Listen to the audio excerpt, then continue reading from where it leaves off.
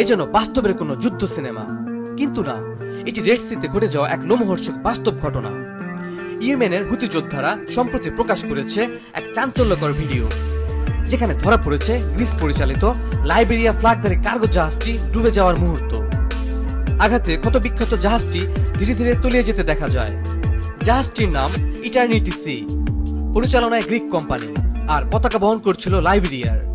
Reuters নিশ্চিত করেছে ভিডিওটিতে দেখা জাহাজটি সত্যি ইটারনিটি সি।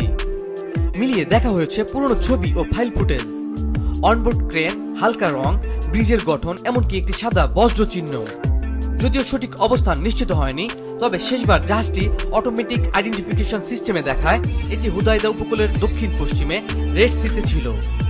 এটি ছিল হুতি যোদ্ধাদের এই সপ্তাহের দ্বিতীয় হামলা। কয়েক মাসের নীরবতা ভেঙে আবারও সক্রিয় হয়ে উঠেছে তারা। 2023 সালে নভেম্বর থেকে 2024 সালের ডিসেম্বর পর্যন্ত তারা হামলা চালিয়েছিল 100-এরও বেশি বাণিজ্যিক জাহাজে।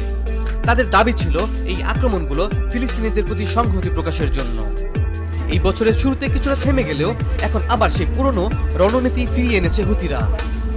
রেড সি এখন আর শুধু বাণিজ্যিক পথ নয়, এটি পরিণত হয়েছে এক অনিশ্চিত যুদ্ধক্ষেত্রে, এবং ইটারনিটি সি হলো সেই সংঘাতের সর্বশেষ শিকার।